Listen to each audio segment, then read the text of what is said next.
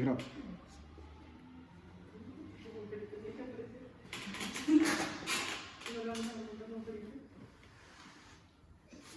Y entonces alguien escribió eso y cuando vimos esa fotografía, esto fue marzo 11 del 2010, 10 años exactos después del desplazamiento forzado de Mampuján. Y le dije a Fernando, vámonos por Montes de María a ver qué memoria queda en las escuelas abandonadas por la guerra, ¿no? Entonces, culminamos este año, el año pasado, el proyecto. ¿Cuántas escuelas fueron, Fernando, fotografiadas? 190 más o menos, durante los 3 años, recorriendo Montes de María, Caquetá también, pero no solamente fue Montes de María que fue de Sucre, sino también Caquetá. Y allá también encontramos escuelas abandonadas, que son las zonas que logramos visitar y recorrer. Entonces, de esos recorridos y de estas fotos, hay proyectos que se llaman Silencio, que es una página, Silabora, Silencio, que son unas escuelas abandonadas, tal vez, de escuelas abandonadas por la guerra. Esa más o menos que fue la primera. Esta fue la que inició el proyecto. Qué bonito es estar vivo. Un pueblo donde hubiera habido masacre,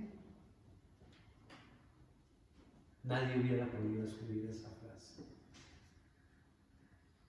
Ese mismo día que el pueblo se desplaza en una vereda muy cercana, pues relativamente cercana, a 2 horas, caminando hacia arriba por la montaña,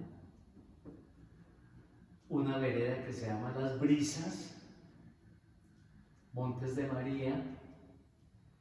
Ese mismo día, 11 de marzo del 2000, en Las Brisas, los paramilitares, con complicidad del ejército, de la infantería de marina, masacró a 12 campesinos. Nosotros tenemos una fotografía, no la tenemos aquí, que se llama El Tamarindo, que es una fotografía de largo, ¿no? Porque debajo del tamarindo, ahí está, ¿sí? Ahora la vemos, prendamos la luz ahí. Bajo ese tamarindo, los pobladores de la vereda de Las Brisas se reunían, jugaban, hablaban de sus problemas, invitaban a otras veredas a jugar allí. Era el sitio de reunión. Y el tamarindo era el corazón del tejido social de esa vereda. Debajo del tamarindo dejan varios cuerpos masacrados, picados, porque el paramilitarismo descuartizaba a la gente. ¿Sí? 12 campesinos muertos.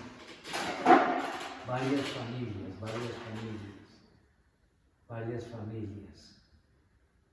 Nos interesa la naturaleza también como testigo del horror. Por eso el árbol del tamarindo, ¿no? Le tomamos fotos. Ustedes han oído hablar de Guernica en España. No han oído hablar. Guernica fue bombardeada por los alemanes. Fue por los alemanes. En el inicio de la Guerra Civil Española, 1937, yo creo, no me acuerdo fechas exactas, pero Picasso hizo un cuadro muy famoso que se llama Guernica, muy famoso, búsquenlo. Y en ese pueblo, sobre el horror que pasó en Guernica, y en ese pueblo de Guernica hay un árbol que sobrevivió la masacre. Y ese árbol es un monumento y una memoria a la masacre.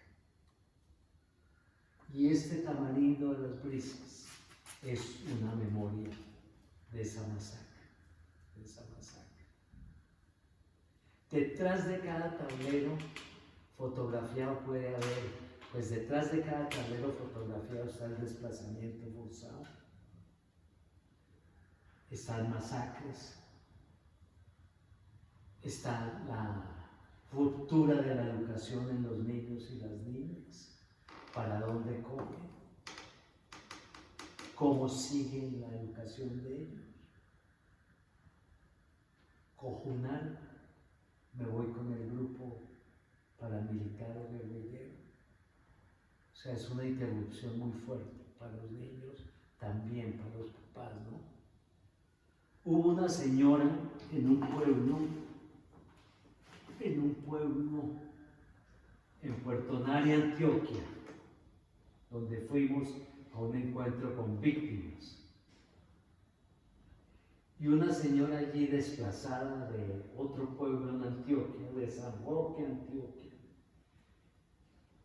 Esta señora desplazada me dice una frase inolvidable. Me dice, nosotros nos vinimos el tronco y allá se quedaron las raíces. Nosotros nos vinimos el tronco y allá se quedaron las raíces.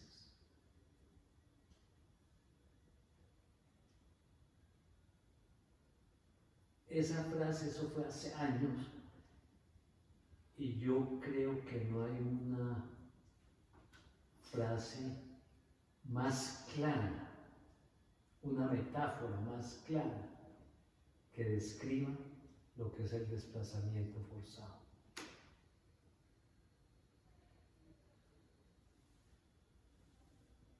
Y entramos al pueblo de Mampuján un día, y entré a sus casas. Entramos a sus casas y encontramos esta imagen.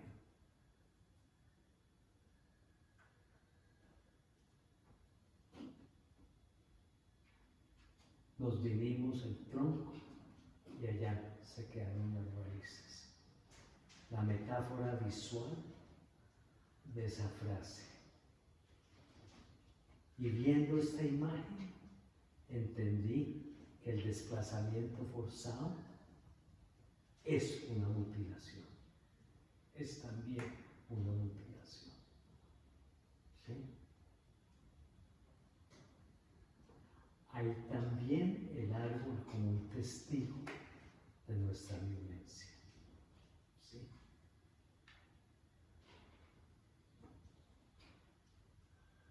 ¿Qué diría Fernando? ¿Tiene alguna pregunta? Sí, pregunta lo que quieran, lo que quieran. Pues no está acá, pero sí me surgió la curiosidad. ¿Ustedes qué sienten al plasmar o ver como un arte la violencia, por decirlo así? ¿Qué se siente que la violencia sea parte de un arte? ¿Qué sienten ustedes al hacer eso? Yo creo que el arte, que a través del arte se puede hablar de la violencia. Lo que pasa es que, y a través de la fotografía se puede hablar de la violencia. Lo que pasa es que hay caminos diferentes para hablar sobre la violencia. Y en la fotografía tenemos la reportería gráfica, ¿sí?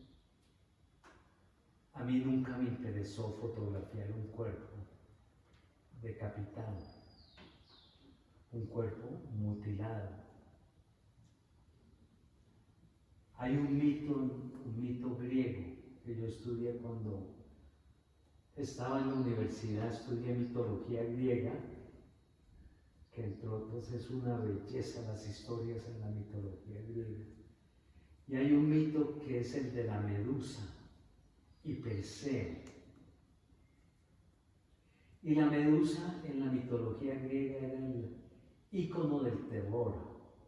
Quien la miraba directamente al rostro se petrificaba. Y los dioses griegos, en los que yo creo, yo soy pagano y más griego que católico, con todo respeto, los dioses griegos deciden que hay que matar a la Medusa y mandan a uno de sus hijos, Perseo, a que la decapite. Y Perseo le dan un par de alas, le ponen un par de alas aquí, y le dan un escudo. Y ese escudo de bronce, él lo usa como un espejo para poder mirar a la Medusa sin mirarla directamente. Es la mirada oblicua, la mirada indirecta. Y como Fernando y yo hemos usado el arte, la fotografía, para hablar de la violencia, es con la mirada indirecta. La mirada directa puede petrificar al espectador o puede ser sensacionalista y voyerista. Es lo que no nos interesa. Entonces, ese tablero nos hace pensar, es un testigo de la violencia sin mostrar el horror que pudo suceder. Lo mismo aquí, ¿sí? Nunca la mirada directa. Por eso el arte puede ser una herramienta tan importante y ha sido usada muchas veces durante muchos años. En Colombia está Débora Arango, en los años 50, para hablar, que ella habla de la violencia, pinta sobre la violencia. Es muy interesante ver la obra de ella, sobre la violencia bipartidista. Todos aquí nacimos en la guerra y todos seguimos en la guerra. ¿Ustedes pueden creer esto? Lo que pasa es que yo creo que desde Bogotá hemos tenido una indiferencia absoluta y también es un mecanismo de defensa, que uno dice, no quiero saber nada más de eso, no me hablen de esas masacres, no me Pero el arte ayuda a acercar, yo creo, a acercar la violencia para poder reflexionar sobre ella, y en la obra nuestra yo quisiera que no solo se reflexione sobre ella, sino que se sientan emociones al mirar la obra. ¿Sí? Fernando, ¿qué agregaría a eso? Sí, creo que digamos que el interés del arte creo que también es un compromiso del arte también, ¿no? O sea, ¿para qué estudiar arte? ¿Para qué existen las carreras de arte? ¿Para qué existe el arte? ¿Para qué existen los museos? ¿Para qué existen los espacios de exhibición? Pues yo creo que para muchas cosas, digamos, para la emoción, como dice Juan, lo que hace la emoción, despertar sentimientos, ¿saben? O incluso hacernos mirar de otra manera, ¿no?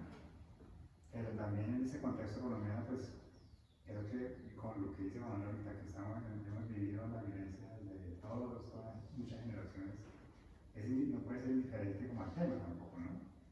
Entonces, pues también hay muchas expresiones artísticas que también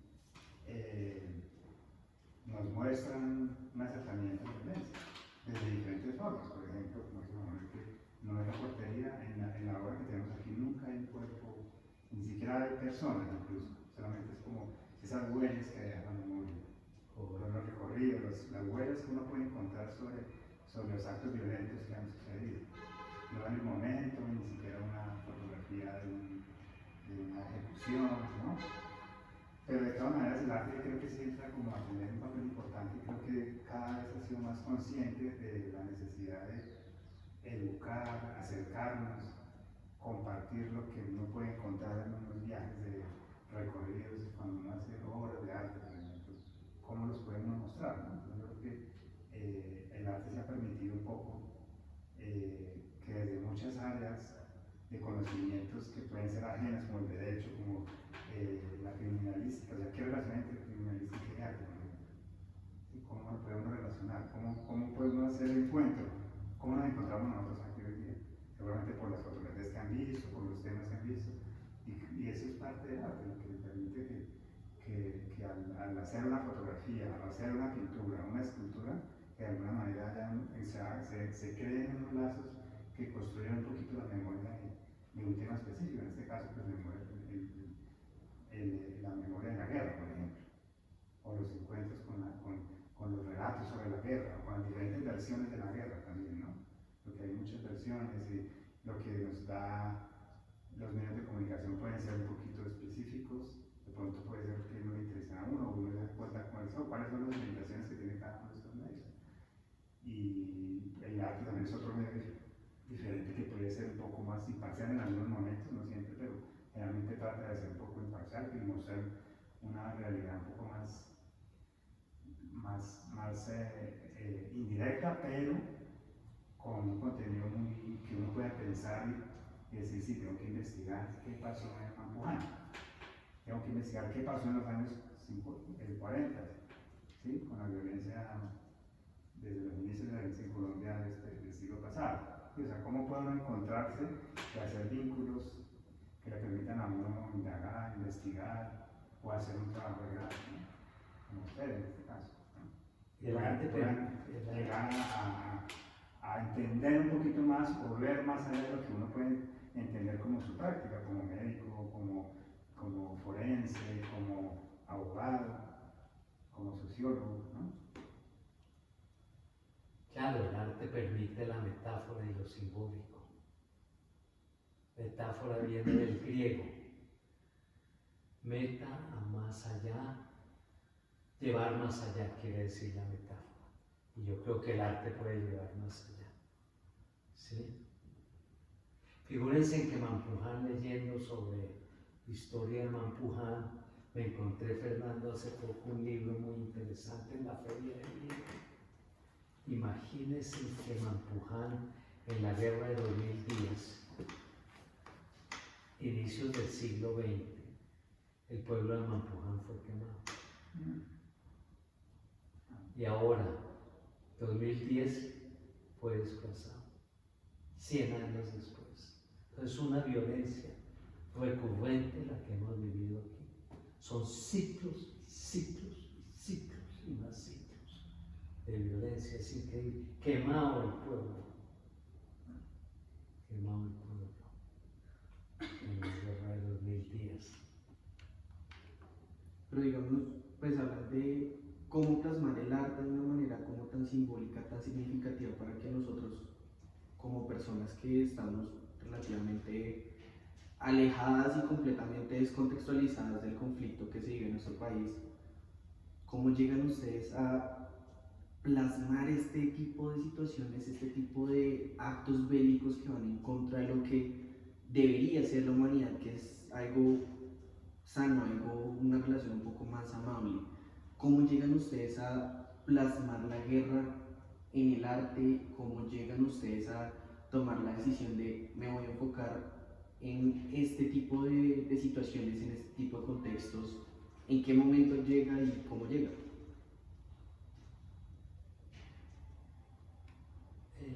Empiezo con los maniquíes. Allí hay una serie que se llama Retratos. ¿Sí? Yo escribí libros antes de volverme artista visual y fue un naufragio, porque en un momento dado yo sentí que la palabra, y esto sí lo he contado varias veces, pero es bonito lo que cuento, entonces por eso lo repito. La palabra escrita en un momento dado me dijo, déjeme quieta, aléjese, y yo la escuché.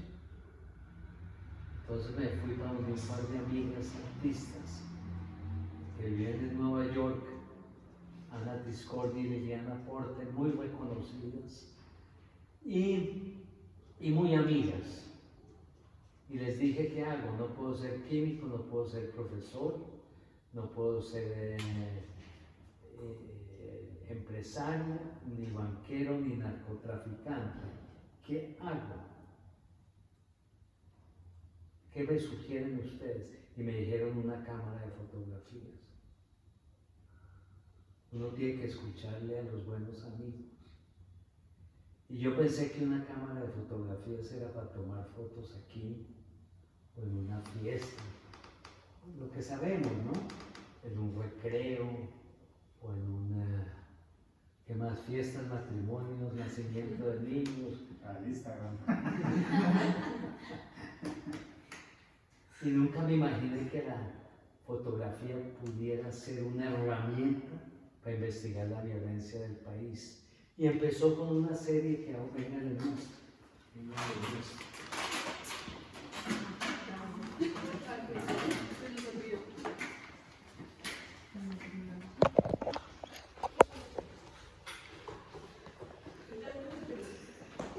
Upa, tú estás con tu pie.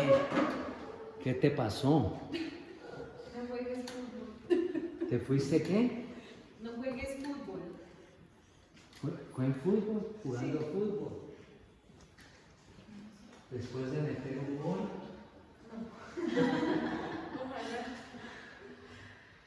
Este fue el inicio. 1996. Después de mis amigas, les hice caso a mis amigas, me vine para Bogotá, iba para el 20 de julio, unas avenidas nuevas que hicieron, y en las aceras que eran muy anchas, en un momento dado vi almacenes y almacenes y almacenes de maniquíes. Y ellos, los almacenes, habían sacado los maniquíes, almacenes de ropa, sacan los maniquíes a la calle, ¿sí? Y yo me fijo, y paro, y me voy caminando, y veo estos maniquíes. Y yo veía que la gente pasaba por entre los maniquíes, veía el precio de la ropa, de pronto tocaba las prendas, pero nadie miraba esos rostros. Y de pronto yo dije, es que yo soy uno de esos transeúntes. Yo nunca he querido observar ni pensar sobre la violencia de mi país. Y tomé estas fotografías de esos maniquíes rotos que a mi modo de ver son como civiles que vienen de la guerra. Y en ese momento dije, mi fotografía se va a enfocar en la violencia de este país. Y ese naufragio de la literatura me dejó una pasión por la metáfora. Y claro, aquí tenemos una metáfora muy sencilla, pero por ahí empezó la cosa. Ese fue el comienzo. Y después llegó Fernando, lleva 15 años, entró con el pelo negro. Ha sufrido mucho. Ha sufrido mucho. Está muy canoso. Esa es la historia del comienzo. Me gustaría que nos explicaras como un contexto de cada cuadro. Miren esto, venga, miren aquí. Miren y díganme, una obra de arte la completa el espectador, ojo ahí, ojo que no te vas a golpear. Una obra de arte la completa es quien la mira, ¿no? Uno como artista trata de mandar un mensaje, trata de expresar un mensaje, pero es el espectador quien la observa, el que la completa. ¿Qué les dice este? Ustedes ven esto y ¿qué les dice? ¿Qué les puede decir esto? Devastación. ¿Ah? Devastación. Claro. Bien. Ya no hay nadie, ¿no? Tal vez una alegría que fue destruida. ¿Cómo? Una alegría que fue destruida o interrumpida. Claro. Aquí trabaja con nosotros un muchacho que se llama Jefferson, que fue ex paramilitar. Él está en Medellín ahora. Y él llegó como paramilitar a esa escuela.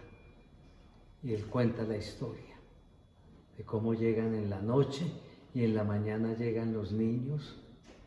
Su escuela ya no es de ustedes, ya es de nosotros. Y esa escuela la utilizaron para enseñarle a los nuevos reclutas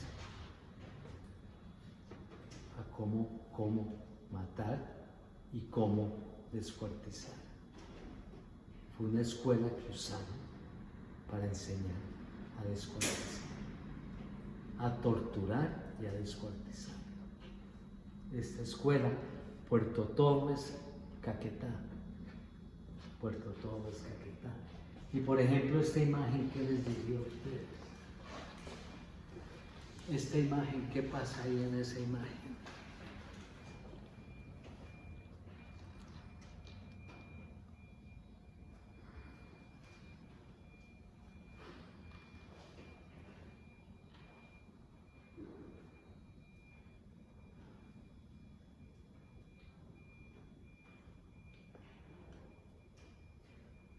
Se asemeja más como un símbolo de anarquía. ¿Cómo? Se asemeja como, a mí, a mi parecer, se me asemeja como un símbolo de anarquía. De cómo una persona, por el simplemente y el mero privilegio de tener la potestad, o sea, de decidir y tener la potestad de arruinar la vida de otra persona, toma eso y lo vuelve de una manera tan anárquica que simplemente destruye todo a su paso. En su lectura, muy bien. Y no es solo personas, tener en cuenta que son niños, o sea, son personitas que apenas están construyendo su vida como profesionales y tener que ver que la guerrilla se toma esto como vivienda, como porque sí, porque me gusta, es fuerte. En este caso, sí, totalmente de acuerdo. En este caso, Las Palmas Bolívar, el pueblo de Las Palmas Bolívar, una escuela de muchas aulas, Un colegio, no una escuelita primaria, sino también la bachillerato, ¿no? unas 7 años, ¿no? Yo creo más. Llegan los paramilitares, la guerrilla había matado ahí también, y llegan los paramilitares. A mediodía, reúnen a la población en el parque, Las Palmas Bolívar, otro pueblo muy próspero de Montes de María. Reúnen a la población en la plaza, lista en mano, los paramilitares ordenan que todos los niños y niñas que están en la escuela los saquen a ver la matanza. Los ponen a ver la matanza y matan a 4 personas del pueblo de Las Palmas, delante de todos. Y hicieron también en la masacre de Salado, que todos reúnen a toda la comunidad en la plaza principal y empiezan a ejecutar por dos días, no sé cuántos días. Y la gente tenía que ver qué estaban haciendo, matando mujeres embarazadas, niños, señores, papás.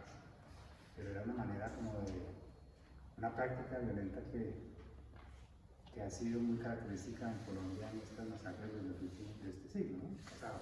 Y es que la gente tenga que vea el daño que están haciendo para que tengan temor y que puedan quedarse callados, desplazarse y atemorizar, ¿no? A la población, y por eso los desplazamientos se hacen, ¿no?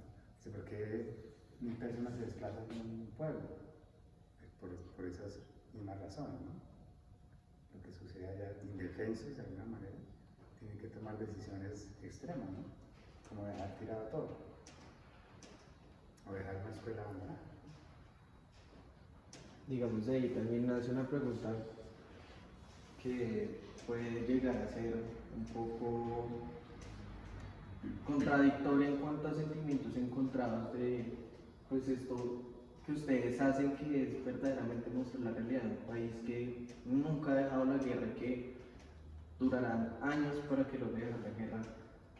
¿Qué sienten ustedes al momento de llegar y ver este tipo de situaciones, de tomar las fotografías de un lugar destruido donde habían sueños, había alegría, había personas construyendo sus futuros? ¿Qué sienten, o sea, cuál es el sentimiento que invaden ustedes el llegar a sitios así, que de un momento a otro su prosperidad cae en un declive completo, de tal manera que solo queda devastación y caos. ¿Quiere contestar? Y yo después cuento. Yo creo que lo que preguntaba también, no sé si fue usted que preguntaste cómo habían llegado esos, cómo habían recorrido estos caminos para llegar a estas imágenes. Cuando empezamos a hacer el proyecto o sea, uno empieza, los proyectos que hemos hecho con Juan Manuel han sido muy de explorar territorio, digamos, de salir de la ciudad, en este caso Bogotá, ir a los lugares donde que sucedieron cosas atroces. ¿Qué es eso? Fue muy fuerte, ¿no? Entonces, y lo hicimos porque tampoco teníamos conocimiento qué había pasado en Montes de María. Sí. Antes de los viajes no sabíamos cuál era la realidad de Montes de María. Pero a medida que fuimos viajando y entendiendo por qué pueblos habían sido desplazados y por quién habían sido desplazados, porque a veces uno dice, no, es solo la guerrilla. No era solamente la guerrilla, era también los paramilitares, también el ejército, ¿sí? Todos, incluso complots entre grupos, que una vez no los entiende, no sabe por qué puede desplazarse, por quiénes, ni cómo, ni cuándo. Entonces, a medida que íbamos recorriendo, con una intención de buscar, en el caso de esta obra que se llama Silencios, en este caso, cuando nos dice, vamos a recorrer si hay más escuelas de Montes de María abandonadas. Y los mismos campesinos de Mapuján y otros campesinos nos dijeron, sí hay muchas, y ellos fueron nuestros guías que nos llevaron. Entonces, cada vez que íbamos a una escuela, escuchábamos una historia diferente que nos daba más contexto sobre lo que sucedía. Entonces, que en una población, por ejemplo, lo que pasó en Las Brisas, o un pueblo más cercano que se llamaba Bajo Grande, cómo había sido su historia. Entonces, al llegar a encontrar cada una de estas imágenes, porque fue como una suerte también de ir a buscarlas, porque no sabía qué íbamos a encontrar. No todas las escuelas que tomamos, de las 200 escuelas, no todas se volvieron una obra de arte. No todas, creo que por ahí el 50%. ¿Por qué razones? Pues por muchas razones estéticas. De pronto nos pareció que esta imagen era mucho más diciente que otra, o que el tablero estaba diferente, o de pronto no tenía la suficiente fuerza visual como para que nos impactara, ¿no? Estéticamente. Pero eso no quiere decir que uno no encontrara también en los recorridos con excombatientes, con campesinos víctimas, con ex soldados, ¿no? Que era como nuestro grupo de trabajo con el que nos llevaban a conocer, porque no íbamos los dos solos, sino íbamos un grupo muy grande. Podíamos ser 12 personas, 13 personas o 15 personas, que eran los que conocían la zona, los que habían vivido, y nosotros lo que hacíamos era, nos guiaban ellos, nos llevaban y empezábamos a entender, pero digamos que con relación a lo del sentimiento, lo que uno siente, pues sí era de alguna manera fuerte en el sentido, y sigue siendo fuerte, o sea, escuchar esta historia de la masacre que hubo aquí en Las Brisas, pues, en Las Palmas, o en Las Brisas también. También. Entonces, no deja de afectarlo, pero de alguna manera uno tiene que también tramitar ese dolor también y esa información y volverla de alguna manera otra cosa, porque si no uno dice, no, ya no más, yo aquí no escucho, ya no quiero escuchar más. Entonces yo creo que el arte permite que esas emociones se transformen en algo estético, que pueda uno mostrar, y que seguramente eso también pueda afectar a otros cuando la están viendo, puedan leerlas, y que uno pueda de alguna manera también acercar a la población diferente, a los mismos incluso habitantes de los lugares. No veían las fotos como las ven uno con la cámara, tal vez, ¿no? Cuando ellos la veían, también decían, entendían un poquito lo que uno estaba tratando de hacer, como reconstruir un poquito esa memoria de ellos, ¿no? Que ellos también la tenían, pero no es que uno la estuviera haciendo, sino que ellos simplemente escuchábamos, hablábamos con ellos, y cada vez empleábamos ese panorama de la guerra en los lugares que uno no conoce. Yo no conocía Montes de María, como él tampoco, nunca hemos recorrido esas veredas, porque son veredas que hay que caminar 4 horas aquí, o ir en mula o en un jeep de la región. No son lugares facilitos de llegar y con un taxi llego al lugar, no, hay que recorrer por horas y horas y horas, y en esos recorridos se escuchan muchas historias. Entonces esas historias se empiezan a transformar en lo que tratamos de hacer nosotros, que es o hacer un documental, o hacer una serie de fotografías, hacer una exposición, y es lo que permite como que el arte ahí tenga un peso que pueda mostrar sobre lo que uno puede hacer un contexto sobre una región como Montes de María. ¿Qué significa Montes de María hoy en día? ¿Qué pasó en Montes de María? quiénes eran los habitantes del Monte de María, o qué grupos armados ilegales eran Monte de María, ¿no? O qué hizo que Monte de María fuera una zona de conflicto. ¿Sí? Entonces, como que uno logra entenderlo y eso lo transforma uno en eso, en lo que uno quiere mostrar al público, ¿no? No me quedo con mi dolor, sino que ese dolor tengo que transformarlo porque si no, no estaría haciendo nada, simplemente algo para mí normal. El arte tiene que ser para los otros también, ¿no? Claro. ¿Sí? No es para que yo lo guarde en mi estudio, sino que hay que mostrarlo también, ¿no? Si no se ve, pues no se escucha, ¿no? Y se va a entender, ¿no? Aprender de los que han vivido la guerra, escucharlos, aprender de ellos. Y en todos estos recorridos, lo que yo he dicho es aprender con los pies, porque uno va caminando y escuchando historias. ¿Sí? Una herida de luz, ¿no? Eso es una herida de luz.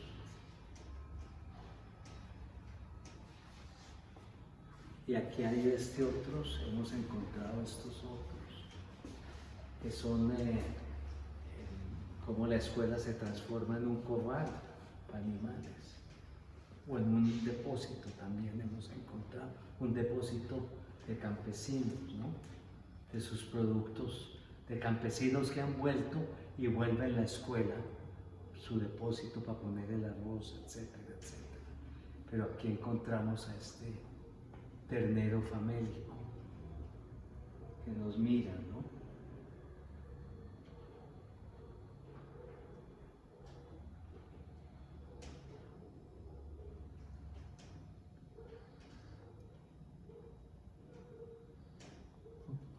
Durante toda esta trayectoria de todos esos viajes que ustedes han realizado, ¿ha habido momentos en los que hayan tenido algún problema durante la exploración de estos lugares? ¿O siempre ha sido como relativamente calmado? Muy calmado porque vamos con campesinos de la zona. Entonces ellos nos dicen, venga. Pero la última vez que fuimos a Montes de María, queríamos ir a filmar un lugar muy lindo, que es de naturaleza, con arroyos de agua, pájaros, árboles gigantes. Íbamos a ir y nos dijeron, hay que pedir permiso. Y cuando uno tiene que pedir permiso a los paramilitares o a la guerrilla para uno entrar a una zona, pues ya está prohibida. Porque el país es de todos, pero se han adueñado de muchas partes.